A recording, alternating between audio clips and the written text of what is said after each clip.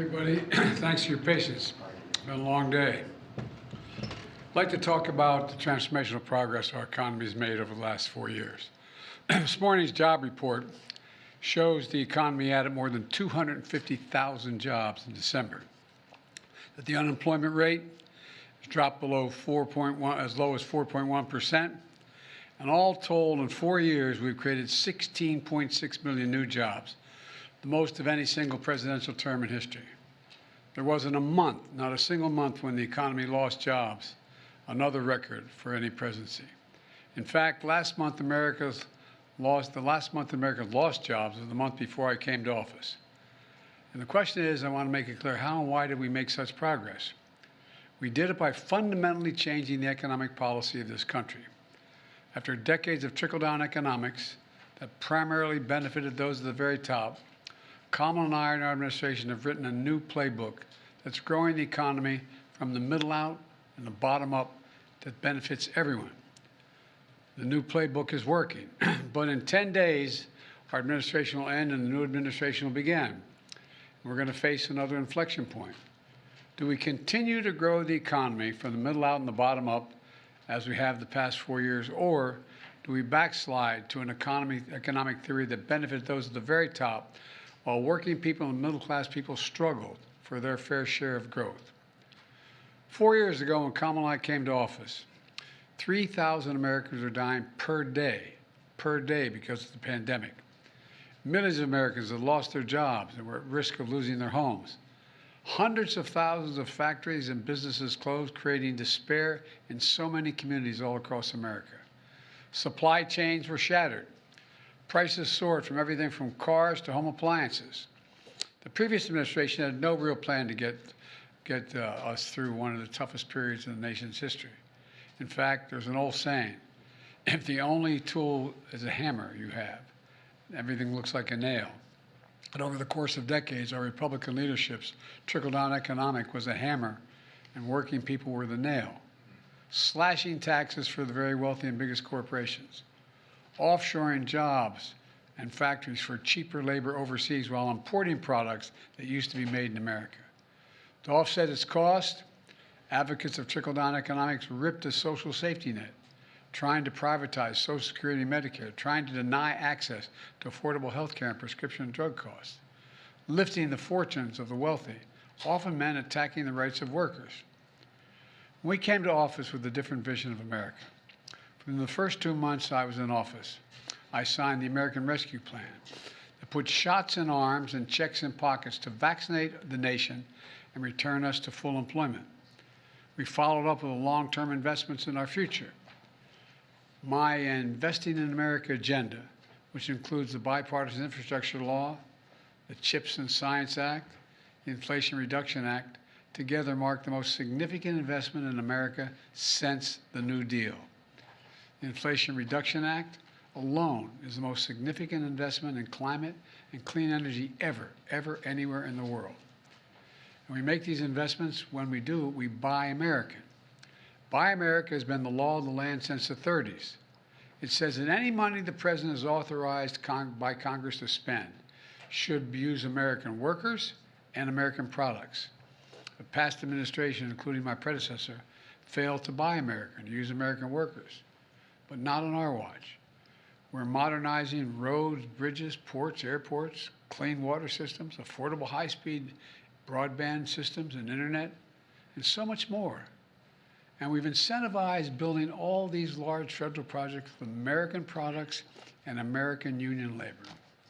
Remember the shortage of semiconductors during the pandemic? Those tiny little chips, computer chips, the size of your fingertip, that power everything in our everyday lives, from vehicles and refrigerators to advanced weapons to your cell phones. America invented these computer chips, but over time we stopped making them. And chip factories went overseas for cheaper labor. So when the pandemic hit, we found out how vulnerable America was. Supply chains abroad shut down because of the pandemic. We couldn't get the chips, and prices soared. For example, it takes over 3,000 of these computer chips to build an automobile today. And when overseas factories making those chips shut down, the production stopped and the cost of new cars soared. Didn't have to be this way. I was determined to change that. And that's what we've done with the CHIPS and Science Act, which has attracted $350 billion in private sector investment in America, including from Korea and Taiwan and other countries. These investments are building new fabs, they call them the place where they build these chips, new fabs, massive chip factories, the size of several football fields, on fields of dream all across America, creating so far 125,000 jobs on the construction side of this, which will ultimately create tens of thousands more jobs, tens of thousands. These jobs in these called fabs are paying over $100,000 a year, and you don't need a college degree. It's not just the fabs. These investments are creating opportunities for entire communities, for small business, creating even more jobs and much more. You know, when they build these factories, they're going to find out that they're going to need drugstores and shops and restaurants, and everything grows. When faced with unfair practices abroad, we've taken tough but targeted action on behalf of the American workers, businesses, and factory towns.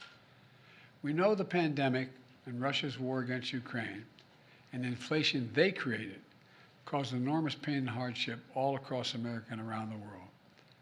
And so we took aggressive action that brought down prices, ordered the biggest release of our strategic petroleum reserve in our history, reducing the price of gas at the pump here in America. I also challenged the oil and gas companies to take their record profits and invest in more production. Today, American energy production is at record levels, including record oil and gas production.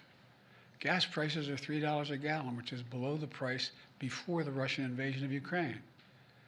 My Inflation Reduction Act took on Big Pharma and reduced the price of insulin for seniors with diabetes to $35 a month, from as much as $400 a month. Inflation Reduction Act also finally gives Medicare the power to negotiate lower drug prices across the board.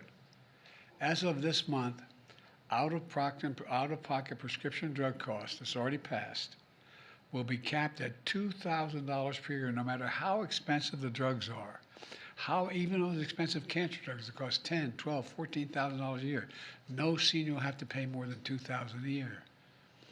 These and other reforms not only save seniors money, it saves the American taxpayers money. $160 billion will be saved over the next decade because Medicare will no longer have to pay the exorbitant prices that pharmaceutical companies have been charging. You know, with our historic backing of unions, public support for unions is the highest it's been in more than half a century. And the labor movement is expanding to new companies and new industries. The middle-out, bottom-up playbook is also about asking the very wealthy and the most profitable corporations, we want them to do well, but begin to pay their fair share in taxes. My predecessor's tax cut, last time he was here, not only increased the federal debt by $2 trillion, it overwhelmingly benefited the biggest corporations, delivering tax cuts to the top 1%, worth more than 50 times what the middle-class families receive. And you've heard me say it 100 times. We have over 1,000 billionaires in America. They paid an average of 8.2% in federal taxes. Look, folks, my approach is leading to better results for everyone. I kept my commitment that no one earning less than $400,000 a year would pay a single penny more in federal taxes. I fought hard to expand the child tax credit for working families that, when it existed, cut child poverty nearly in half. I expanded tax credits to make health insurance more affordable for millions of Americans enrolled in the Affordable Care Act. Because of our policies and confidence of entrepreneurs in our economy, we have also seen 21 million new business applications filed in our administration, the most in any single presidential term on record. And it's important because every single one of those applications for small business is an act of hope, believing in the country. There's so much more from our playbook. But the bottom line is we've come a long way from the crisis we've inherited. Let me close where I started. With this morning's jobs report, more than 250,000 jobs in December.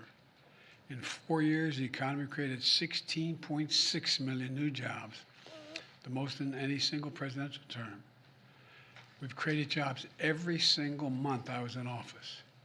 During my presidency, we saw the lowest average unemployment rate of any administration in the last 50 years. And battling through the worldwide effects of the pandemic, Putin's war in Ukraine, and supply chain disruption, inflation rate is down to nearly 2%. These are simple, well-established economic benchmarks that measure the strength of any economy, the success or failure of any president's 4 years in office. I believe the economy I'm leaving is the best in the world and stronger than ever for all Americans. So I think that's what we have. We'll see what the next president does. But I want to thank you all. God bless you all, and may God protect our troops. I'm happy to take some questions. Mr. President, you talked about gas prices coming down. You made today a decision about sanctions against Russia. Are you concerned that that decision will perhaps lead to gas prices going up? And can you explain why those sanctions were imposed today and not earlier in the term? The sanctions are imposed today because they will have profound effect on the growth of the Russian economy and make it more difficult for Putin to conduct his wars. It is probable that gas prices could increase as much as 3-4 cents a gallon. But what's going to have a more profound impact on Russia's ability to continue to act in the way it's acting in the conduct of war. Mr. President, did you speak to Pope Francis about canceling your trip to the Vatican, and are you disappointed to not make that visit before leaving office? Well, to tell you the truth, I am disappointed, but it's much more important I stay here with all that's going on. He fully understands that. I did not personally speak to him, but the team spoke with the apostolic delegate, but I am disappointed. Mr. President, have you had any reaction to the President Trump's verdict today up in New York, and whether or not you believe that the punishment fit the crime? And also, sir, on pardons, have you ruled out a pardon for yourself or any other additional members of the family? For myself? Yes, sir. What would I pardon myself for? That's what I'm asking. No, I have no contemplation of pardoning myself for anything. I didn't do anything wrong. Mr. President, would you comment on Meta's decision to end its fact-checking operations in the United States? Is that a good decision, in your opinion? Well, look, the whole idea of walking away from fact-checking, as well as not reporting anything having to do with discrimination regarding TPS, I find to be just contrary to American justice, the way we talk about one another. Telling the truth matters. I mean, I know I'm on national television, but you all are local reporters and national reporters. I'm not, this is not a real question, but what do you think? You think it doesn't matter that they let be printed, where millions of people read it, things that are simply not true? I mean, I don't know what that's all about. It's just completely contrary to everything America's about. We want to tell the truth. We haven't always done it as a nation, but we want to tell the truth. And the idea that, a billionaire can buy something and say, by the way, from this point on, we're not gonna fact check anything. And when you have millions of people going online, reading this stuff, it is, anyway, I think it's really shameful. Mr. President, do you regret your decision to run for re-election? Do you think that made it easier for your predecessor to now become your successor? I don't think so. I think I would have beaten Trump, could have beaten Trump, and I think that Kamala could have beaten Trump, would have beaten Trump. It wasn't about, I thought it was important to unify the party. And when the party was worried about whether or not I was going to be able to move, I thought even though I thought I could win again, I thought it was better to unify the party, and it was the greatest honor in my life to be President of the United States, but I didn't want to be one who caused a party that wasn't unified to lose an election. And that's why I stepped aside, but I was confident she could win. You think she should run again? What your assessment is of how long Ukraine can last without further aid? In fact, your marks the end of American provisions for their. Well, I had a long talk with Zelensky today. And I think that as long as we continue to keep Western Europe united as it relates to Ukraine, that there is a real chance that the Ukrainians can prevail, because the cost to Russia is incredibly high. Over 600 some thousand dead or wounded. The Koreans they brought in is having high mortality rates as well. And I made it clear that I provided every bit of funding that authority I have as president to be able to do that now. And I know that there are a significant number of Democrats and Republicans on the Hill who think we should continue to support Ukraine. It is my hope and expectation they'll speak up and not agree to President if Trump decides to cut off funding for Ukraine. Did President-elect's position on that conflict influence your decision to enact the oil and other sanctions on Russia today? In other words, put more pressure on Russia at a point where the President-elect appears to be driving to the table? The truth of the matter is, no. But if those other conditions didn't exist, it would have had an impact. I already decided that Putin's in tough shape right now. And I think it's really important that he not have any breathing room to continue to do the god-awful things he's continuing to do. And as I said, he's got his own problems economically. Significant problems economically, as well as politically at home. And so I decided to do everything I possibly could within my power and authority to give Ukraine every advantage it could have to be able to sustain support for an independent Ukraine. You said Vice President Harris will be able to beat, you said Vice President Harris had a good shot to beat Trump. Do you think she should run again in 4 years? I think that's a decision. I think she's competent to run again in 4 years. That'll be a decision for her to make. Mr. President, on Venezuela, the sanctions that your administration announced today, some are saying that they don't go far enough by not targeting the petroleum sector. Why was this administration hesitant to apply further sanctions to the oil and gas industry there? That's still being investigated in terms of what impact it would have and whether or not it would just be replaced by Iran or any other country. So it matters what would happen afterwards. I had a long discussion again with the man who should be appointed president on that score. But since I didn't have a clear answer to what that would be, if I had more time, I may very well do that, but I didn't have enough data to make that judgment. If I could also ask about Havana syndrome. Today, the intelligence community assessment changed slightly, with 2 intelligence agencies now saying there's an even chance that this is being caused by a foreign actor. Do you personally believe that a foreign actor is responsible for these incidents? No. Now, do I believe that ISIS's theology, if you will, has impacted people in America? Some who are not particularly well suited to handle the life they live. It has that effect. But I find no evidence, and I spent 17, 18 hours with the community right off the bat trying to determine whether or not there was any outside influence. And thus far, we find no connection between an outside player, individual. But that doesn't mean someone reading the malarkey that's going out there isn't influenced by it.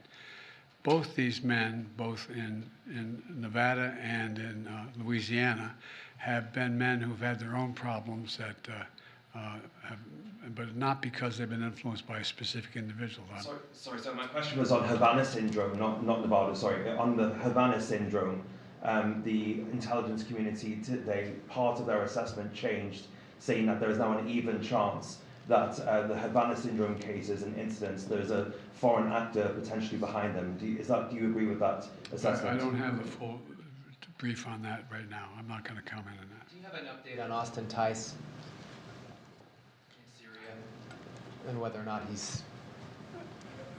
The answer is I'm not going to respond to that because that's an active, ongoing issue. You know my attitude about getting prisoners released from abroad, and I'm not going to comment on that right now. Just one question again back on pardons and commutations. Can you just give us a sense of what other pardons and commutations you're considering in your last 10 days?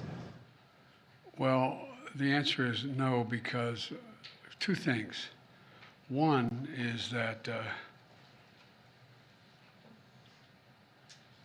it depends on some of the language and expectations that Trump broadcast in the last couple days here as to what he's going to do.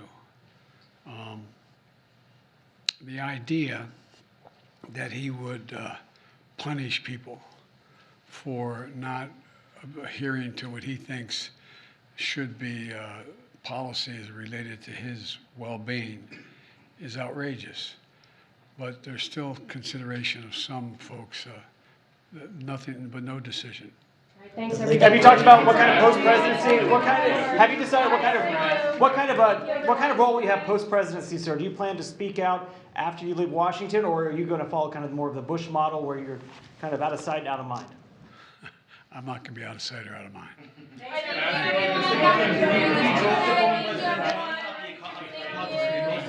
you, everyone.